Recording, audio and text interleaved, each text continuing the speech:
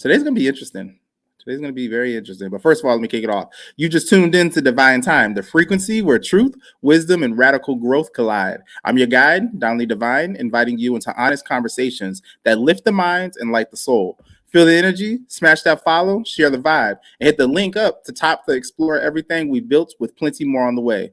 Let's ignite the world together. Ready? Let's dive in. Today's going to be very interesting because I have with me one of the most important women in my life, and she's going to interrogate me, make me feel very uncomfortable on today's episode. I don't know what the heck she's going to do, honestly. She asked a question at the end of our last recording, and I was like, sure. So if y'all haven't, I'm doing something. I have a business called Indie Family. I don't usually put my stuff out there, but I have a business called Indie Family, and there's also a second YouTube page that is called, you can find it on YouTube at NIN letter D Family LLC. That right there, I'm pretty much vlogging everything that deals with me, the family, kids, and everything. Not everything, but when I do episodes and I bring the kids on or anybody in the family, it'll be on the Indie Family. But this right here, I'm most likely going to put on Divine Time. But anyway, without further ado, let's introduce Miss Judy. Can we get a hand clap, please? Like, I mean, y'all ain't got to low down the volume. Low down the volume. Thank you. Gosh, belligerent. Okay, how you doing, Miss Judy? Miss Judy is doing just fabulous. Okay, that's good. The floor is yours. Oh, don't stress. Just calm down. Okay. Don't worry. You have to trust me about a thing. It's going to be all right. Just trust me.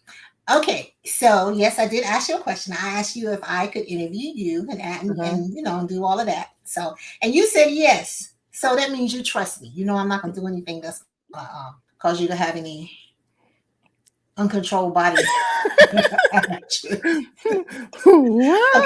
So what I was going to talk to you about was the 3 G's. I call them the 3 G's. It was gratitude, God, of course, and grandparenting. So I was going to ask you a couple questions about that, but I decided not to do that. Down. Because of a conversation I had earlier today. And I want you to share with your audience what are some of the challenges of being a stepchild, a step sibling, challenges. And I guess I've been to keep it not X-rated, to keep it G-rated. I guess that's G. G still doesn't exist, right? So what advice, let me put it this way, what advice would you give to a child that's a step is in a dual relationship? Let's go ahead and tackle the first question, and then we can then ask me that one afterwards, okay? Okay. Those are two separate things. The challenges and then what to let somebody else know. I feel those would be two separate things. They can flow into one another, but my answers to those would be different. Now, gosh, you about to have me do some shadow work, some soul searching on this one. That's going to have me think back to things that I put my stepfather through, and also the way that I was feeling during times when he was teaching me, but I just saw it as disciplining me and treating me unfairly. So what were some of the challenges of being a stepchild and having sibling? Well, I'll say being a stepchild first. For me, being a stepchild, it felt, I would have to say the biggest challenge was, one, your biological parents isn't there. And then with it, you're still harboring a lot of emotions with that because you don't really have, for me, I didn't have answers of why my biological father wasn't there. And at the time, I didn't know him. So with that, I was just wondering, like, okay, did something happen between him and my mom? Like, did he not think she was good enough? Did he not think that I was worth it? And then that ended up leading into a lot of the ways that I treated my stepfather. Because then I was just like, the fuck makes you think you deserve her? And then with that, it made me feel as if, you know what? I need to protect my mom. I need to protect my family. Like, yeah, you're just here. Like I have to step up and be the man in the house because any moment you can leave too. And I believe that that's the reason why I have abandonment issues. I did that work already and realized I have abandonment issues. So that was a big challenge. Questioning myself and my biological father to truly understand why he wasn't there. And this next challenge, that challenge led into a lot of my adverse behaviors and had me outside the home seeking a home and seeking family. That's how I ultimately end up, as you remember, became gang affiliated because I wanted somewhere that I could feel like I fit in to where I had like that family dynamic.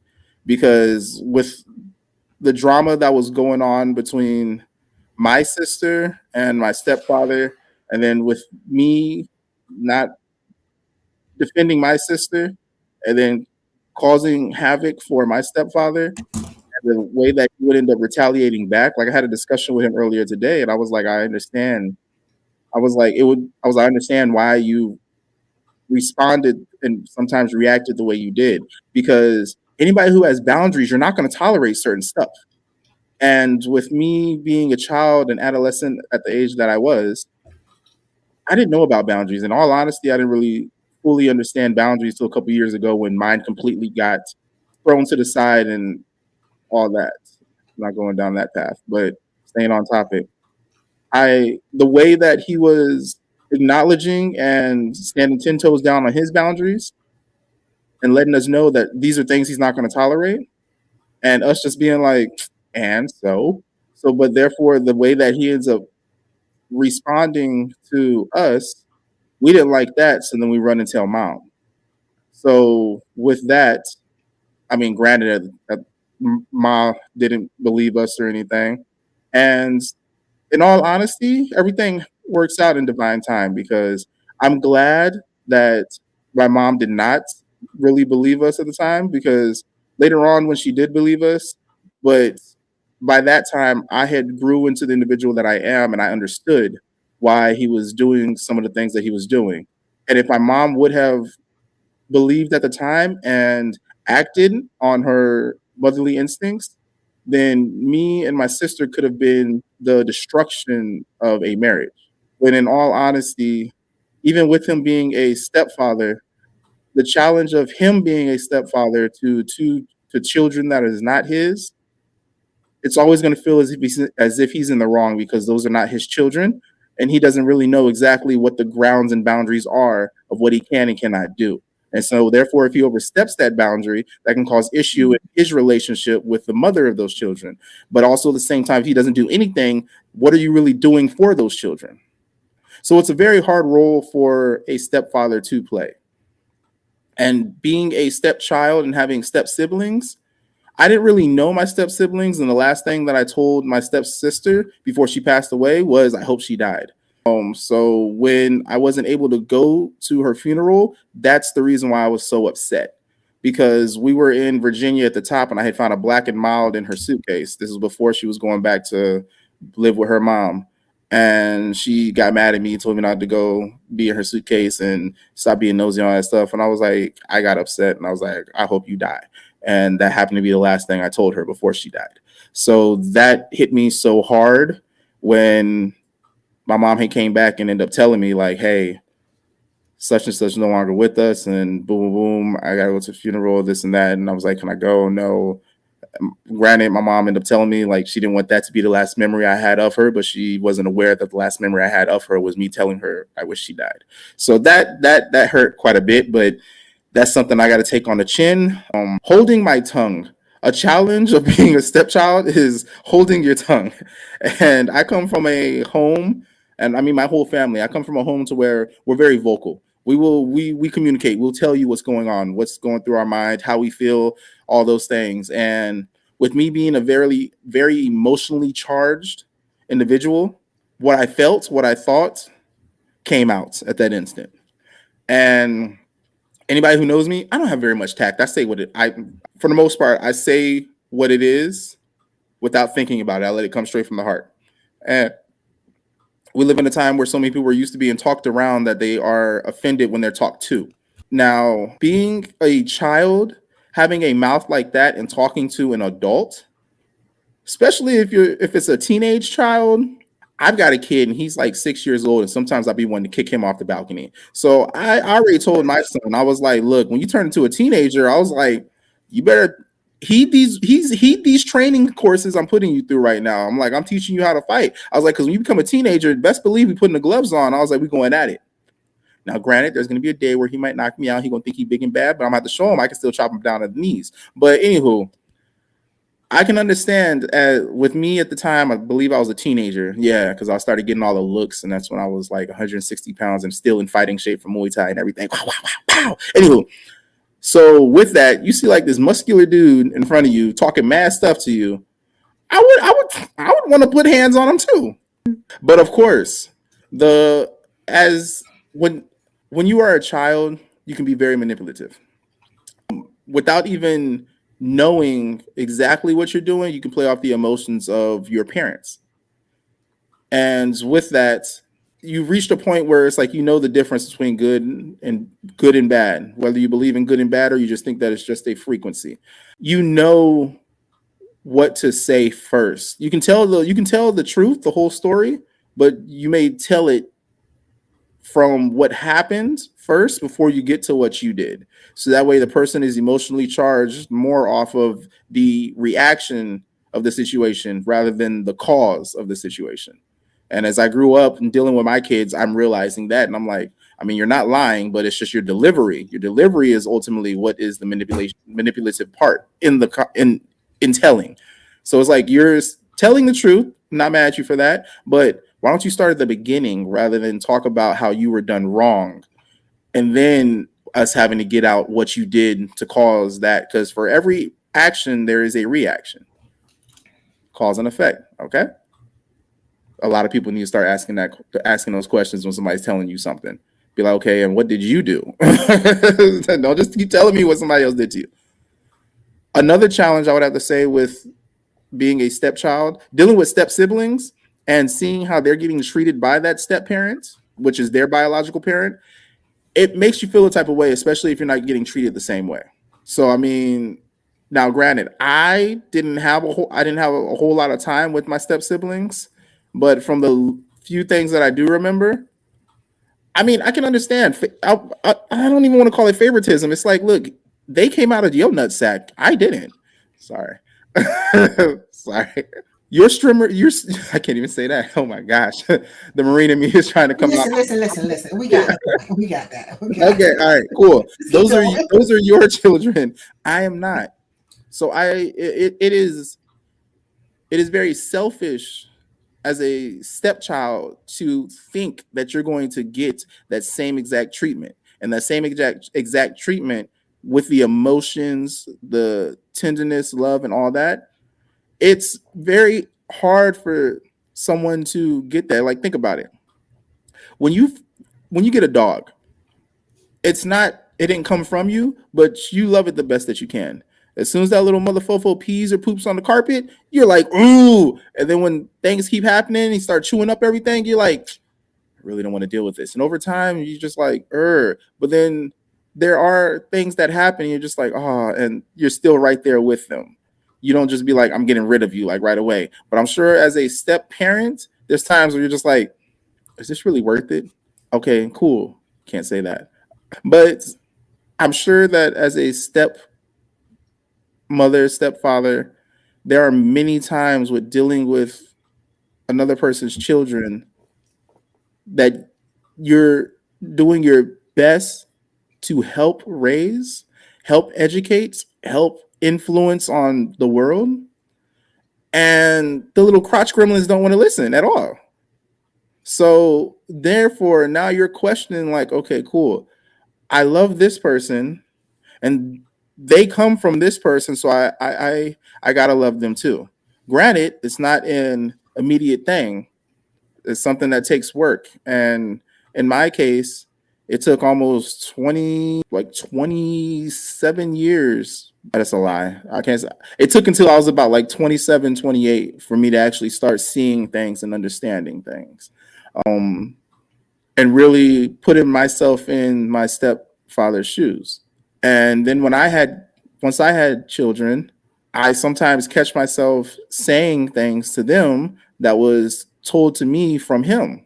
So therefore, now I'm sitting there and I'm like, dang, as much as I was always saying I hated this person, that person influenced a lot in my life and has taught me a lot about life, the best way that he could. And at the time, I felt as if I disliked the individual, but when I was at that age, going into your next question of what would I want to say to any stepchildren, when I was that age, I never asked myself, why do I harbor so many ill emotions towards this person? I don't think that a lot of children have that self awareness and that level of mindfulness to ask these questions. So as I got older and I asked myself that question, what was it? And then to really come to the understanding that I was projecting the anger and emotions that I had towards my biological father onto the next man that was in my life because I couldn't get the answers that I needed, whether it would have made me better or worse. But it was just the not knowing. And with that, it was causing me to lash out. It was causing me to do all these other things. And I didn't know why. So for any stepchildren, ask yourself, why am I doing some of the stupid shit that I'm doing? Like, seriously, sit down and think, why am I doing this? What was going through my mind? Matter of fact, let's go straight down to the root. What was I feeling when I said this? What was I feeling when I did this? What other times do I feel like this? What is the first time I remember feeling like this? And when you can get back to the first time that you remember feeling like that, that's oftentimes the cause of you acting that way. Because now you have subconsciously rewritten yourself to have that response in those types of situations. So without you thinking about it, you're now acting that way based off of the fact that your body is getting triggered from that feeling, and now it's amplified because of the first time you felt it, but you never got closure to that time. So every time that you feel that feeling, you act out on it, building that emotion more and more and more. So we're gonna have to do some cognitive behavioral therapy, and we're going to get down to the root of that. So you're going to have to sit down and ask yourself those hard questions. Why do I feel like this? What were the times that I felt like this? What was the first time that I felt like this? That's one thing I would say to any stepchildren. Another thing I would say to stepchildren is don't be snooping around in your parents' rooms. You may find stuff you don't want to see. Stay the hell out their rooms. Stay the hell out their rooms. Woo. Okay. All right. We're going to leave it at that. We're going to leave it at that. Oh, your trash is about to come out. No, let me regret. That was amazing. That was really heartfelt and very insightful. And I was taking some notes of some of the things that you were saying. Yes, you are good enough. You have always been good enough. You will always be good enough. And I think that's something that our adult children need to hear, that you're good enough. You need that person in your corner supporting you, motivating you, and encouraging you, that you trust, because it's an ugly world out here, and you hear so much and see so much, and you feel so much. So it's you are enough. You are good enough. And I will always say, you got to know, I got to go to my Father who art in heaven. Mm-hmm. God knows you're good enough. Okay. Yeah, you're to die for. That's how good you are. Hey, you want some chocolate covered strawberries? Yeah. I'll suck a ducky quack quack. Let me stop. You are now a father of two, and you understand the love of a parent, because you have those little ones now, and I'm quite sure you understood or understand now how the love of a parent. And you said something that helped me to understand the love of a child. And I always raised you, take care of your mom. And it wasn't a financial taken care of. It was be there for your mom. Be there for your mom. And I see when you said that, you know what, you were like, hey, you could leave too. Da, da, da, da. Let me just take care of my mom. You were a protector. And that helps me to understand more about you. You are a protector. I see how what you do with your own family. You're a protector. And there's nothing wrong with that, because some people just walk away. They could care less. They just walk away. You mentioned something about grounds and boundaries. That's some good stuff right there for premarital counseling, I must say. And a part of that premarital counseling is people need to be honest. Let your word be your word. Be impeccable with your word. Whatever it is that you say you're going to do, you're going to do it from the moment you say, I'm going to do it, until the moment dirt is being poured on you, or your ashes are being delivered. You know, you got to be impeccable with your word. And again, I got to say that's something that needs to be in a premarital. And if it's not, in some cases, it needs to be. But what are your boundaries? What are your boundaries? What will you allow? What won't you allow? And it needs to be something that is agreed upon by both parties. And again, your word is your bond. You are your word, or whatever. And boundaries are good. Structure, boundary, and order. That's some of the things that I live by. You have to have structure. And I say you got to have structure, because when I am out of order, you can tell I'm out of order, because everything is out of order.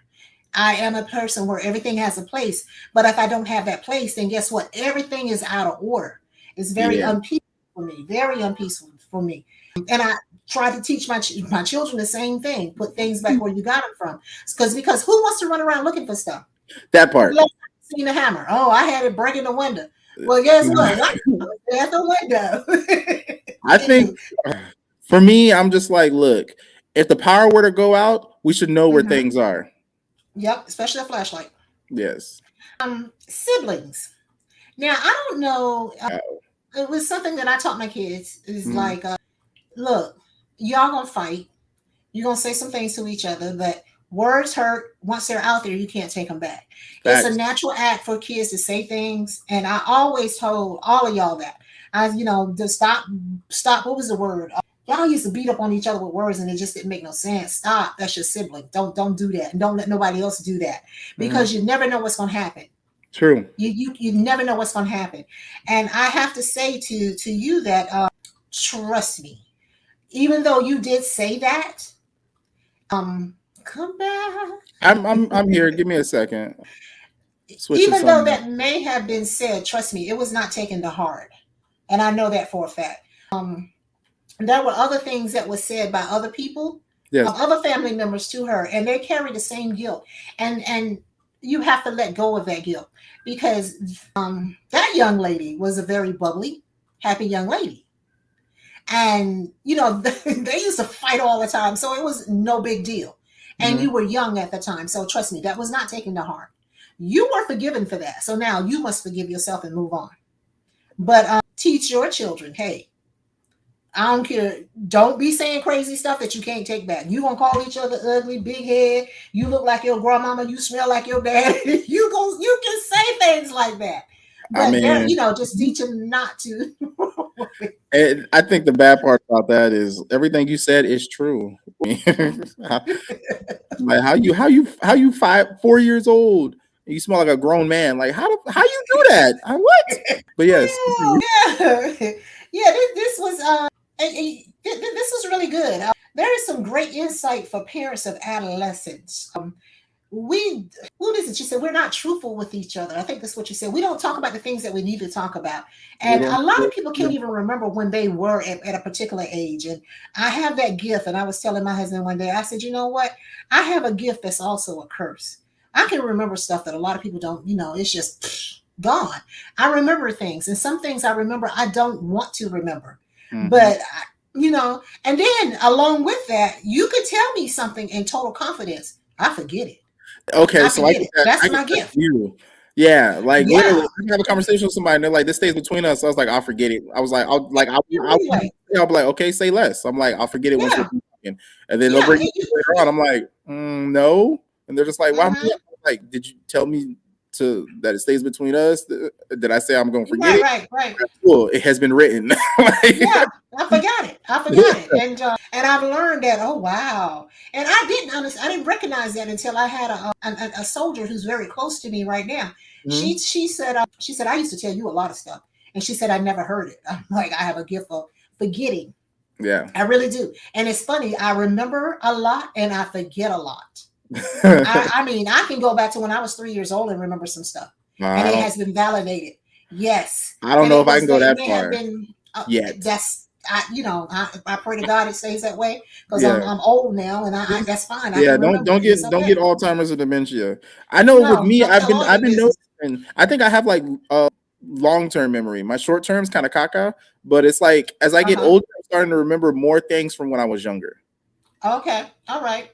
So I'm not sure if that's Yeah, how it is for yeah. me, but It's and that was my point that I was trying to get at with saying it was a great insight for parents of adolescents. Adolescents are going through a lot. You know, them hormones are kicking in and they start to yeah. changing, and then sometimes you don't. I mean, if you were to think back at a particular time in your life, in your adolescence age, and I know Mm-hmm. particularly the age of 15, you were just crazy. And it was Well, damn. hormones. And hey, now talk about women. I heard you say, "What's wrong with you? You on your cycle?" I'm a little rascal, you. I was rascal at that time, so you figured out. I mean, first of all, what are you trying to say? Women are crazy. You have to say that's ignorant. But anyhow, I this is the mean, point you in haven't time. denied it. No, I'm not. No, I wasn't. No, I wasn't. You See, walk around with look, a see, organ that's hurting. I have not told a lie yet. You walk around with an organ that's hurting, contracted, and doing all of this. Yeah, you be looking crazy too, sounding crazy. Look, But I mean, but you know what? On that same note, you think about it. Your body is changing, your voice is changing, so much is going on. You're growing hair, and you're beginning to think that, oh my God, I'm an animal. Or you could be one of them kids who are like, oh yeah, I got it now, baby. I'm I on mean, it. it honestly it sucks because it's like I was growing hair and now I'm losing it. Like, why can't I age in reverse too? Like, Okay, Benjamin. I know, right? Shoot. Yeah, but parents of adolescents need to realize that, and I tell people, think if you can remember back to your age, that time, Mm-hmm. remember you were a child and what you were going through. What Yes. were you emotions? And I like, what were you feeling? And these kids are feeling the same thing, and it's at a higher level right now because what they got these cell phones. They Yeah, got these social electronic. media pages, and Yes. yes, they're being bullied. And on top of that, that body morphosis, that Body little dysmorphia. yeah, that little what was it? What was it? That little worm is in a cocoon right now, and it's trying to come out, and it's looking kind of, it may be, Little Obzoki. it don't look good, but Yeah. until it gets completely out and dried off, then it's gonna look good. But it needs And it, all they're seeing is the ugliness, and it's and th- not ugly. Yeah. and that's one of the things though that I've noticed. I've said this before on another podcast episode. When when a caterpillar or worm is going through that metamorphosis stage and it's in that cocoon, the very important thing is to let it work its way out. It needs to do it Yes. on Don't try its to pull it own. out. Yes. Yes. And Don't one of try to the pull it issues out. that I'm noticing these days is with so many parents wanting to do this soft parenting thing, it's almost as if they're pulling that child out of that cocoon, which is therefore Mm-hmm. holding the child's development. Mm-hmm. So now this Mm-hmm. child's, and I think this is the reason why out in the world right now, it's like a Grand Theft Auto game where we Yes. got a bunch of emotionally charged children, grown children, because they were never taught how to handle their emotions. They were never taught Yes. or shown how to step away, how to take a deep breath, how to gather their thoughts in their mind. They were always Yes. taught to like, oh, it's okay, or go to your room. Nobody's walking them through these things. So they were literally pushed No. into the cocoon rather than Because we're, getting that resilient strength to be able to fly off afterwards. What's that? yeah, this is what we're doing. We're stuck on this little thing right here, and not our children. Yeah, we wanna. I always say face the book and not be on Facebook. We need Mm-hmm. to face that little book that's just in front of us and read it sometime. What's going on with you? What Yes. can I do to help you? And we're not doing that, and we have to. And they're just misguided missiles, just running into stuff. Okay, something else you said, and this is what I wrote down was I don't remember how you were putting it about telling half of a story, pieces of a story. You're starting in the middle of the story or whatever. They tell the Yeah, whole truth, but they emotionally manipulate by talking about what happened to them first, Mm-hmm. knowing that their Mm-hmm. parents are going to feel the type of way, oh no, Mm-hmm. something happened to my baby. But Mm-hmm. then later on talking about everything else that happened, but you're so Mm-hmm. the parent is emotionally charged and concerned about what happened to their child, they're not fully listening to the rest of the story a lot of the time. I even with grown people, I'm starting to adopt this thing. I do a lot of thinking, and I'm like, you know what? We need to tell people to tell the whole story. Yeah. Tell the whole story. Do you swear to Once tell the upon truth, a the whole truth, time. and nothing but the truth? Well, Your Honor, once upon a time. Mm. Once upon a Now time. you know it's about to be That's a not lie when they say hold my beer. right, because it's going to be not the truth. Um, it was something else you said. So, and I wrote this down. Selfish to think you will be treated the same. Ooh. Wow. Yeah, I won't say that that's selfish. That's an expectation. That's an expectation, and that expectation should come from both parents. When it's I'm gonna rebuttal that. you getting the whole package. I'm gonna rebuttal that. No, I hear you. I hear you. But and it was something else that you said too. Children should never see parents fight. That part. They should never see parents argue. And my daughter, she said she never saw us fight. I said, just because you didn't don't mean we didn't. It was not a conversation to be had in front of y'all. Yeah, y'all would go in y'all room, and it just so happened mine was next to it, so I could hear a little bit from time to time. Oh, really? I mean, it wasn't like anything crazy. Y'all never like yelled, but it's like sometimes I could be like, all right, mom's tone's a little bit higher, But as I said, I wanted to rebuttal it's being selfish by thinking that you're treated the same way. Because if you think about it, that step parent is coming in. Majority of their love is going to go towards their spouse, their partner, and then the other love is going to be divvied between their children. So now when it comes down, because I mean, if you think about it, you read the 5 love languages, right?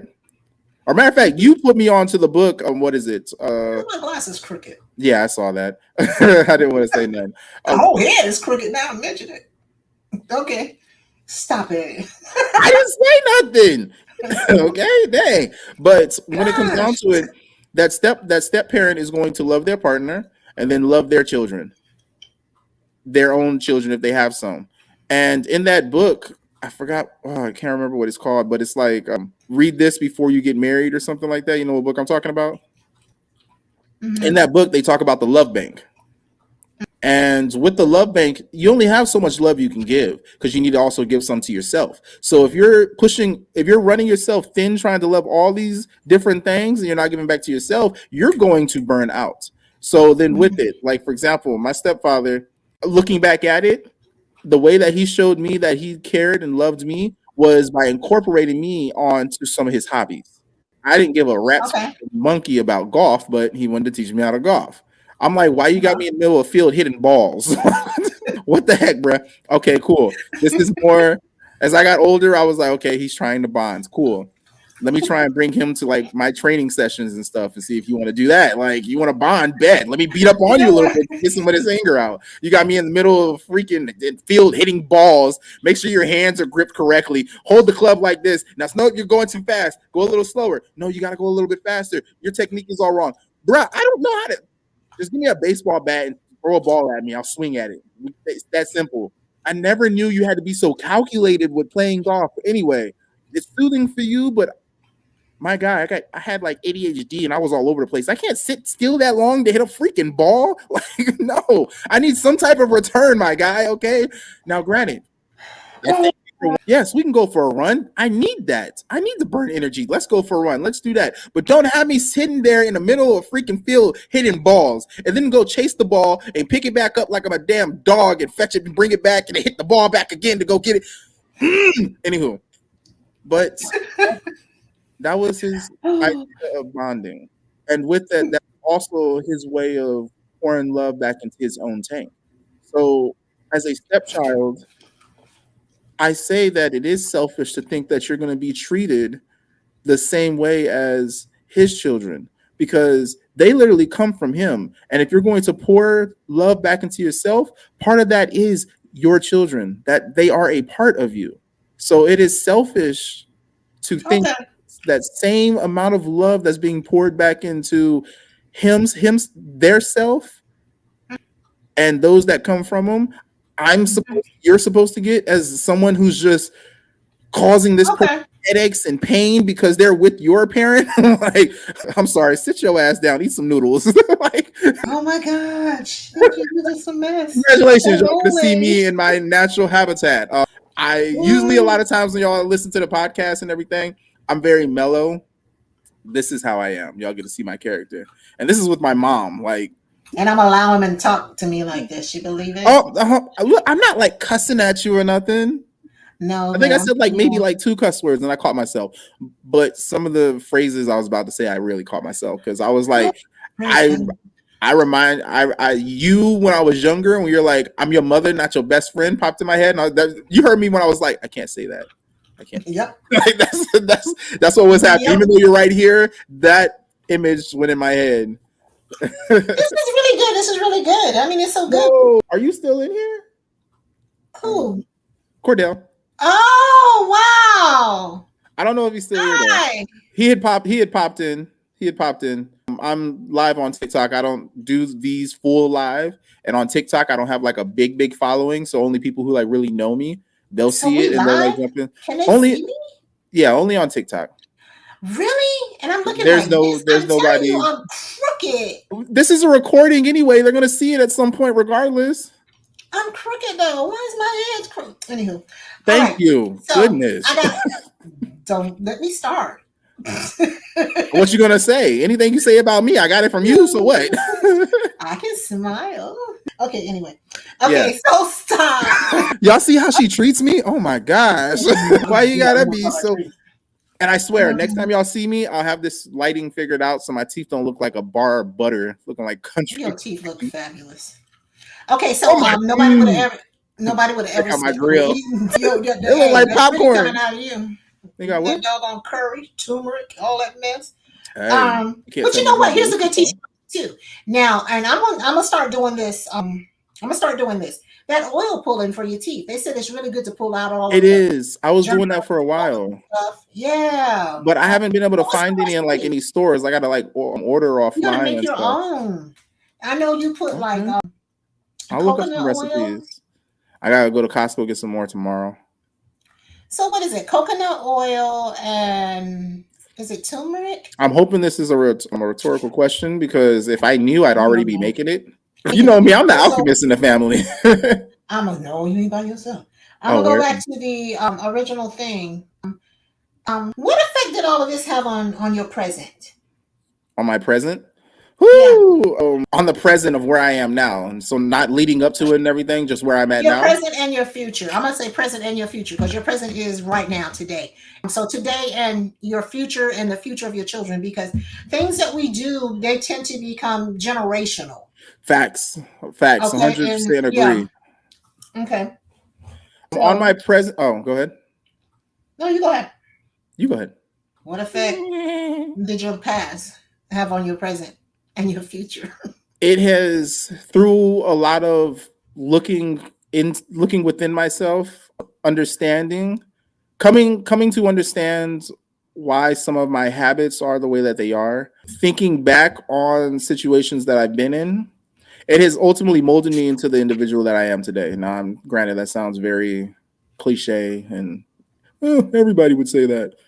But for me, looking at who I was and looking at who I am, I would have to say the biggest things that have changed were the level of self-awareness that I now have with myself, due to the fact that with me having children, I have to self-reflect, because with me wanting them to be the best them that they can be, because I don't want them to like continue my legacy. I want them to like surpass that.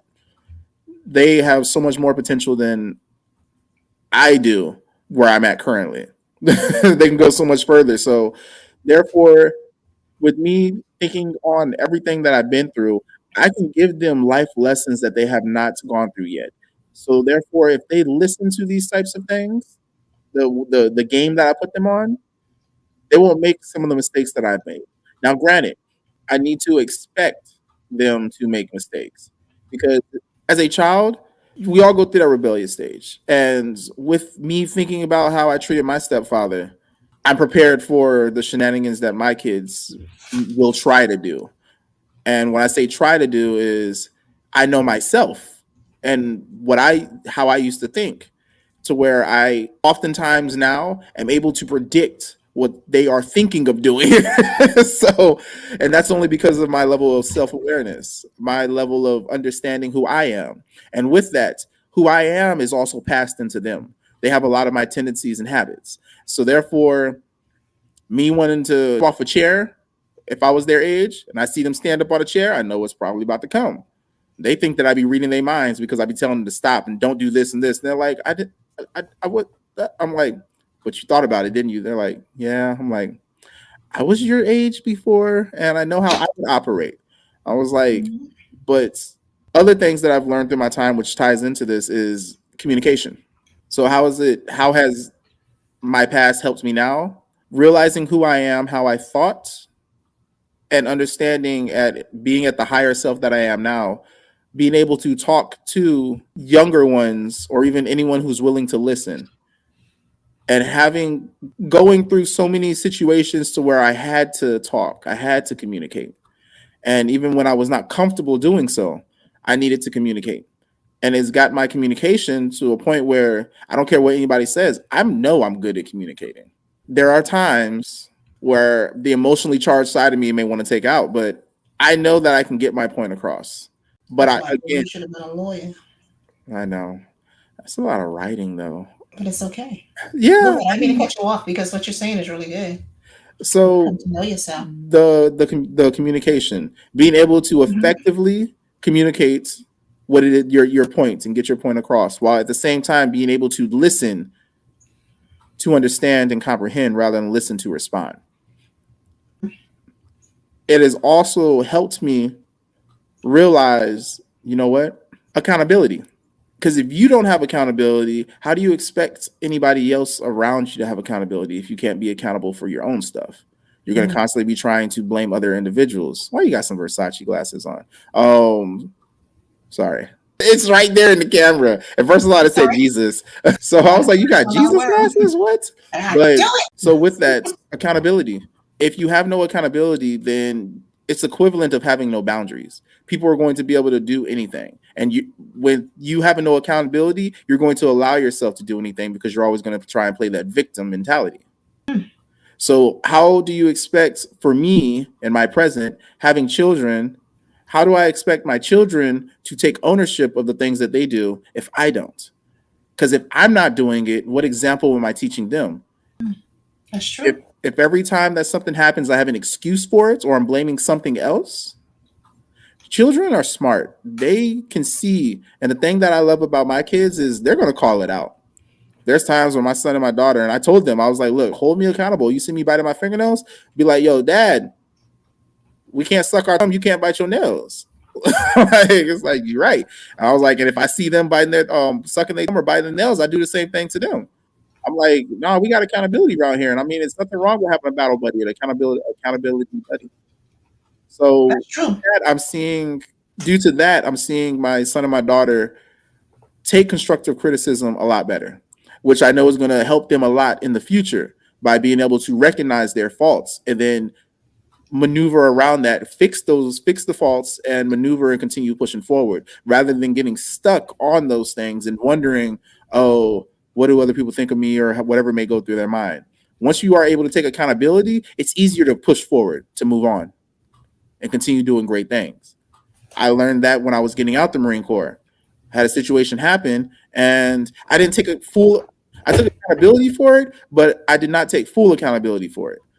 What I mean by that is like, yeah, I did that, but da da da da da. And it's like, no, full accountability is just stopping before the but. Be like, yes, I did that. And having repentance. Yeah, once you start adding things into that, you're lessening that accountability. You're just trying to get out of it, trying to find a reason of why you did that. Having accountability is recognizing, you know what, I did that. Yeah, that was wrong. And if you sit there and go, but this and this and this, no, you're not taking accountability. Mm-hmm. You're giving a half. Rationalizing. Yeah, you're giving pretty much Yeah. a half a apology. So Yeah. But that's one thing, and I don't mean to cut you off. That's you're not cutting me off. We're having a conversation. a hard thing to do in society, or a hard thing to do is to admit you're wrong and say, you know what, I'm wrong. I apologize. I don't like to say I'm sorry, because I ain't sorry in the context of what people want to say. That's so horrible, isn't it? Yeah, it really is. Because how are we supposed to be when we're supposed to make mistakes in order to learn and grow from them? Yet at the same time, yes, we feel that we're not supposed to make mistakes. I'm sorry, my guy or girl, are you perfect? Exactly. But we want to think we're perfect. We want to live in a because I know damn well I got a little mole on the side of my nose that already makes it to where I'm not perfect. So I already failed right there. A beauty spot somewhere around here. Yeah, mine is over here. Nobody knows. But you know, yeah, nobody is perfect, and we want to live and think we're perfect. But again, it goes back to how we treat each other as citizens, as society overall. You know, we're body bashing people. You know, I mean, nowadays you can be too skinny. You ain't got to be too fat. You can be too skinny. I know, right? They make it skinny sound like a bad thing. Oh my God, you ain't got no butt. I'm sorry. I'd rather deal with that than the whole freaking jiggly puff on each side where every time she walk, it look like two butt cheeks squaring up, ready to fight. But anyway. A bulldog. A bulldog. Leave bulldog alone. That's a bulldog. But the thing, you know what? But now, on a serious note, you tell somebody you don't have a butt, or you can have a nice shape, and what they do in this Brazilian stuff. Oh, I mean, we're not gonna get into that. We're not gonna get into that. We're not gonna get into that. BBL we can get somewhere. We can go somewhere. So let me ask you one more question. Are you sure it's only one more? I'm joking. Go ahead. Oh wow, it's been like 50 minutes already. Oh nice. Okay, so quickly, advice for a step parent. Advice for a step parent. Every time that you want to take your hand back and whip that child's head off, don't do it. I'm joking. Advice for a step parent. Oof, I'm gonna have to channel for this one. Advice for a step parent. See, this wasn't so bad. Don't ever doubt that you're good enough. Don't think that because it seems as if the odds are stacked against you, that you should give up. The reason you are there is to teach them to keep pushing forward. For your partner at one point may have thought that they should give up, that they're not going to find the right person. They chose you. And with the kids that they have, they're thinking of how you would be towards them based off the way that you treat their parent. So if their parent can see in you what you can't see in yourself, and you trust that parent, your partner, then trust the way that they see you and believe in what they know that you can teach the kids. Wow. I want you to go back and pull this off and put it into a card, man. That could sell. That's great. That's great. What you got in that bottle? That was great. What's in this?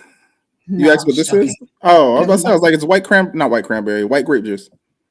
That was great. That was truly great. So I know you said you had 10 minutes, so we get ready to close it out. So I want to say this. Jesus of the Trinity. Oh, the Father, the Son, and the Holy Spirit. Orale, Holmes. He had a stepfather, just crazy. He had a stepfather, but he was never referred to as a stepfather. Now, I want you to tell me how many men in their right man and their right mind is going to be with a believed to be 15-year-old that they're going to marry that says she has never been with a man, and then all of a sudden you're pregnant. And then here comes an angel that says, yeah, she's going to have a child. And you're to name this child Jesus. Okay, he could have left, but he stayed right there. But can you, I guess the point that I want to say is you never know who you're bringing into this world. You never know who you're raising. That child that God has appointed to you to be your child could be, I'm not going to say Jesus because that's already come and done. next president of America, could be the inventor of something that the world needs to survive. You never know who God has placed into your hands. And that's what I want to say to step parents, because the role that we play in that is crucial. It's very crucial. You don't know what God has entrusted you with. And you can best believe it's something good. And even if it doesn't seem to be good at the moment, the influence, like you said, what does this have on my life? That influence could make it better, can make it succeed, can make it be the best that it can be. And not You're the just at the best. time they're in the house, but and I mean throughout future generations that you don't even see. We're Facts. all connected by blood. We may not have, given birth to this child or, produced this child, but we're all parents. And yeah, we play a role. We Facts. play a role. Big Facts. facts. Well, I want to thank you for being with me today. Oh, we're not done yet. Oh, we're not. You already know. We always close it out with gratitude and what you learned. Oh, trying to be Miss Smarty, right? Oh, okay. So gratitude and what you've learned. Is this question for me? I already said. Well, no, I said. Well, I mean, Is we this for both me, are or going to am go I going to through ask you? it. We both go through it. Gratitude. It's been that long since you've been on the podcast. We always close with gratitude and what you learned. It's every week. I know. You can remember What am so I much thankful and always for? forget Not this. always. Stop it. I know, right? I told you, sir. So, well, not all things. What am my gratitude? God, I thank you. I'm thankful for this opportunity to talk with you on this subject. It sheds a lot of light on what I thought I knew, what I didn't think I knew, some verification on some things that I wasn't, fond of. Not gonna say I was the best parent. I mean, yeah, they got books out there for parenting, but you know what? Not all of them are for me. It's just like leadership. It's like, yo. You grow and go. Exactly. Grow and go. Yeah, but my thing was I kept my kids out of jail, and they didn't have no kids growing up that I knew of. And I'm grateful for that. I'm grateful for the opportunity of life and, to be able to share it. All right. And looking back then and looking now at where we all are in life is just amazing. Very thankful for that. And what did I learn? Pick one. Exactly. I learned that coconut oil, olive oil, and sesame seed, oil of peppermint, clove, the pulling oil. That's a pulling oil. Okay. Wow. I learned that I learned that some of the guilt that you carried around, and I really couldn't get a grasp on it. I learned that now, and I understand it was from the death. I understand that death affected this family in more ways you could ever imagine, and it still does to this day. We have learned, some have learned to be better. Let me say, some have learned that, you know what, because death comes when you least expect it, that you should always embrace the moment. You love those that are in your life and be there for them as they are for you, whether you're too selfish to see it or not. Love covers a multitude of things, and you just need to love. That's what the thing is. Just I learned that that we love is a powerful thing in a family, a step family, from all those involved. And it's not selfish to think that you can love someone that's not of your loin. It should be a requirement, because ain't nobody done nothing about nobody. You came together. God joined it, and let it be joined, because there are strength in, and you never know when those need to be called upon. Straightened up. Straighten up. There you go. That's what them glasses is saying. You never know when they need to be straightened up. I don't know what's wrong with these glasses. Jesus. Just leave it alone. It's bothering you. Just leave it. You look fine. You look good. All right. All right. Thank you. Yeah, but that's what I learned. I learned that love is a powerful thing. We need to learn to love. Yes. Does that make any sense? Yeah, we need to learn to love. We need to learn to love. Yeah, a lot of people have the wrong idea about what love is, but I mean, there are many forms of love. But that's something we can talk about another time, because that can get deep.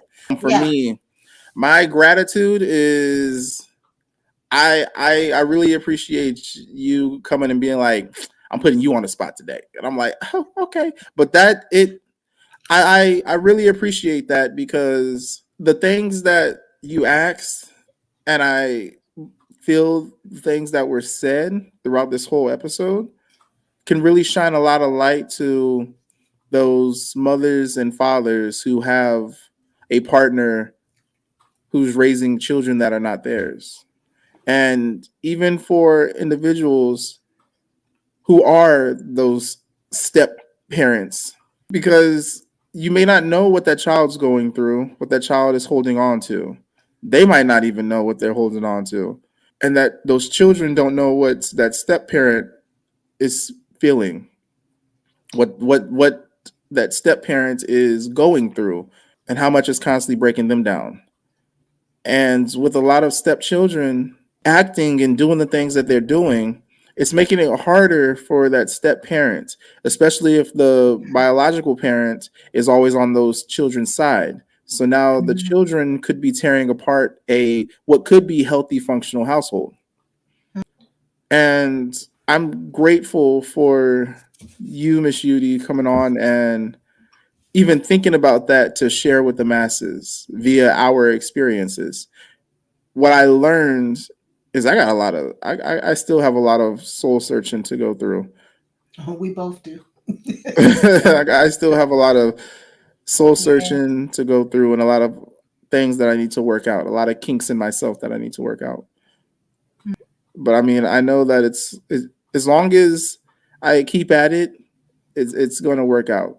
I mean, like how they always used to say it. What was it? I think it was an AA where they're like, just do the work, work, work, work. Work, work, work, work, work. But yeah, hey, I appreciate everybody who came in. This was another episode of Divine Time. Go ahead and check us out. You can check out the blog at divinetime.blog, where you can find some blogs, blog posts, and recaps of episodes. Also, I have Niggy Rama, which is a comical spin on real life lessons that I've been through in short story modes. It's called Niggy Rama. It's on the blog. And you can find me everywhere that you can find podcasts. And if you type in the link space backslash at divinetime.podcast or Divine Time Podcast, you'll see everywhere that you can find me. So that's a one-stop shop. And if y'all decide that y'all want to come and join me onto the podcast, I also have a Calendly link up there to where you can schedule. It's pretty busy right now. What are you doing? You just keep talking. You did not I just. need that link. Oh, I can just message it to you. That'll work too. Yeah. Don't I look like extra? You sitting there. Just ask and you shall receive. Cheese and bread. You over here. I'm sitting. Anyway, thank y'all.